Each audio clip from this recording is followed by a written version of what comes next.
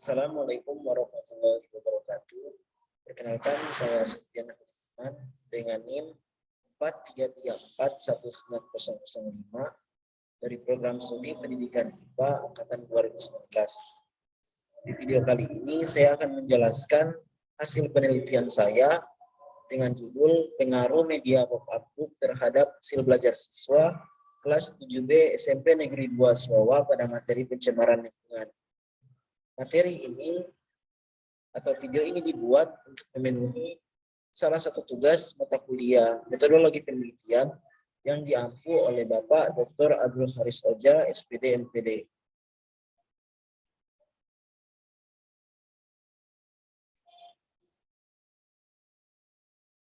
Nah, yang pertama, latar belakang. Saya mengambil judul ini dengan mengambil beberapa masalah. Yang pertama, mengangkat tentang media. Media ini digunakan agar mempermudah siswa dalam mempelajari hal-hal abstrak. Yang saya ambil sebagai dasar pengambilan media pop-up. Terus media ini akan mempermudah serta mengatasi masalah komunikasi yang dialami oleh guru ketika mengajarkan suatu materi. Yang ketiga, media pembelajaran ini akan membantu siswa dalam belajar dan dapat mempermudah guru untuk menyampaikan materi. Dan dengan adanya media pembelajaran, siswa akan dibantu untuk berpikir mengenai hal-hal yang konkret. Rumusan masalah yang saya ambil pada permasalahan dalam penelitian saya adalah apakah penggunaan media pop-up ini berpengaruh terhadap hasil belajar siswa kelas 7B SMP Negeri 2 Solo pada materi pencemaran lingkungan. Sedangkan tujuan yang saya ambil yaitu apakah penggunaan media pop-up ini berpengaruh terhadap hasil belajar siswa kelas 7B SMP Negeri 2 Suawa pada materi pencemaran lingkungan. Nah, berikutnya mengenai manfaat penelitian. Dalam segi manfaat teoritis, salah satu contohnya adalah menjadi bahan pertimbangan atau referensi bagi penelitian lebih lanjut sebagai acuan atau panduan. Sedangkan dari manfaat praktisnya, misalkan dalam segi guru akan menambah pengetahuan, wawasan dan pengalaman tentang pengajaran IPA materi pencemaran lingkungan pada media pop-up. Terus bagi siswa contohnya, akan menarik minat belajar siswa dalam pembelajaran IPA. Terus di bab pembahasan, saya membahas tentang pengertian. Pertama, membahas tentang pengertian media dan pembelajaran. Media itu berasal dari bahasa Latin medius, yang artinya tengah, perantara, atau pengantar. Dalam bahasa Arab, media diartikan sebagai perantara atau pengantar pesan dari pengirim kepada penerima pesan. Terus media ini diartikan sebagai alat bantu yang relevan akan menjadikan proses belajar mengajar berlangsung efektif, yaitu mencapai tujuan dan efisien yang mudah dan cepat. Dalam proses teknis inilah yang secara spesifik disebut proses pembelajaran. Pembelajaran dalam makna kompleks diartikan sebagai usaha sadar dari seorang guru untuk membelajarkan siswanya, mengarahkan interaksi siswa dengan sumber belajar lainnya dalam rangka mencapai tujuan yang diharapkan. Terus pengertian hasil belajar. Hasil belajar diartikan sebagai sejumlah pengalaman yang diperlukan siswa yang mencakup ranah kognitif, afektif, dan psikomotorik. Hasil belajar ini diartikan juga sebagai keluaran atau output dari suatu pemrosesan atau masukan atau input. Itu menurut pandangan Abdurrahman tahun 2003. Sedangkan pembahasan berikutnya yakni mengenai pengertian pop-up book. Pop-up book itu diartikan berasal dari bahasa Inggris yang berarti muncul keluar. Sedangkan dalam arti lain, pop-up book diartikan sebagai konstruksi pergerakan buku yang muncul dari halaman yang membuat terkejut dan menyenangkan. Pop-up book merupakan media pembelajaran berbentuk buku yang mempunyai unsur 3 dimensi dan bergerak, dan dapat menekankan pada keaktifan peserta didik, hingga peserta didik dapat memperoleh pengalaman langsung dan menemukan pengetahuan secara mandiri. Penggunaan pop-up book dalam pembelajaran juga dapat memvisualisasikan materi menjadi lebih bermakna serta dapat meningkatkan kualitas mengajar pendidik. Hingga saya mengambil pop-up book ini sendiri karena saya menilai penggunaan media ini akan memberi manfaat ketika akan dilakukannya pembelajaran. Terus materi yang saya angkat dibahas yaitu tentang pencemaran lingkungan.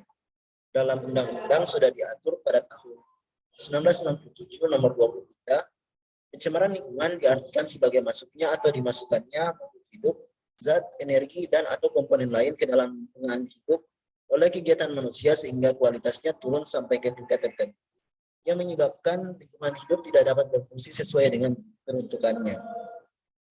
Pencemaran lingkungan dapat terjadi karena kegiatan manusia dan faktor alam. Pencemaran ini dapat terjadi di udara, di air, maupun di tanah. Dalam bab 3 atau metodologi penelitian, yang pertama saya membahas tentang jenis penelitian.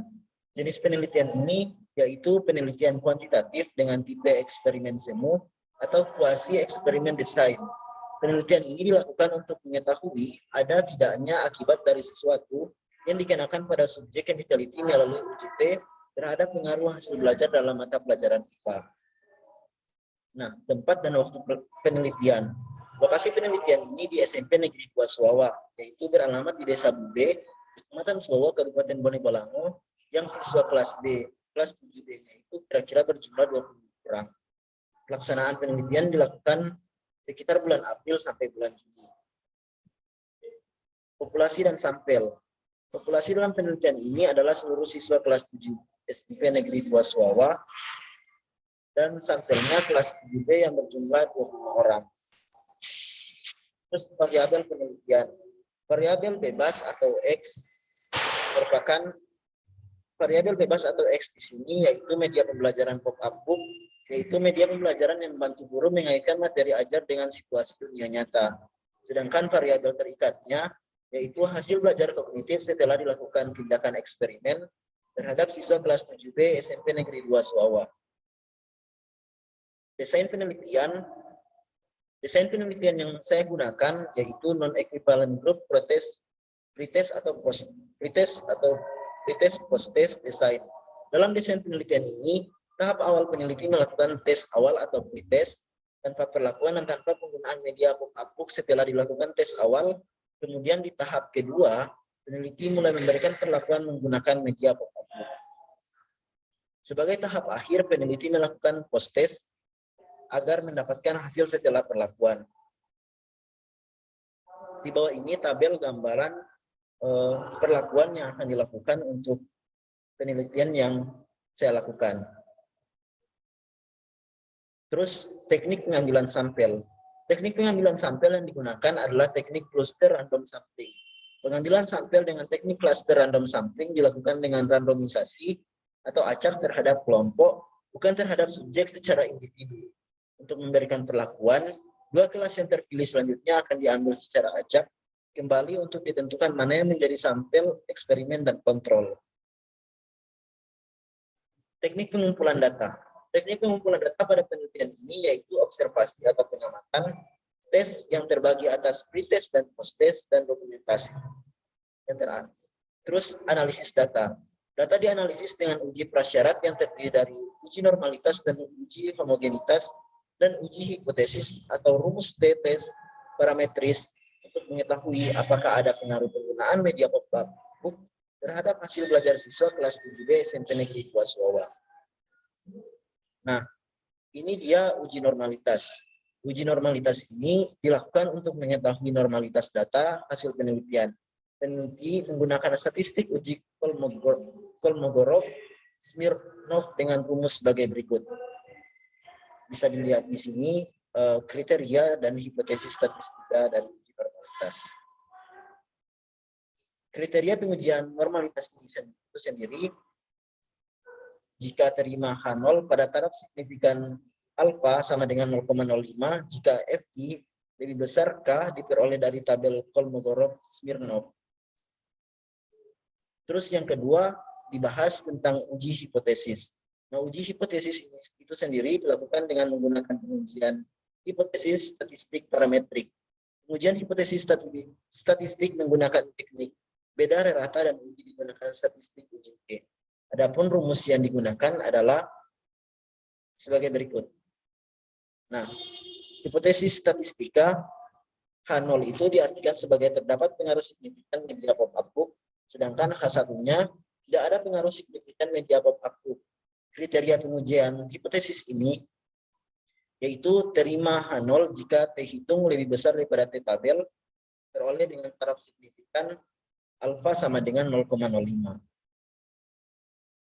Nah, ini dia sumber rujukan yang saya ambil pada penelitian yang saya lakukan. Itulah presentasi dari saya. Semoga bermanfaat. Billahi fi sabil haq fastabiqul khairat. Wassalamualaikum warahmatullahi wabarakatuh.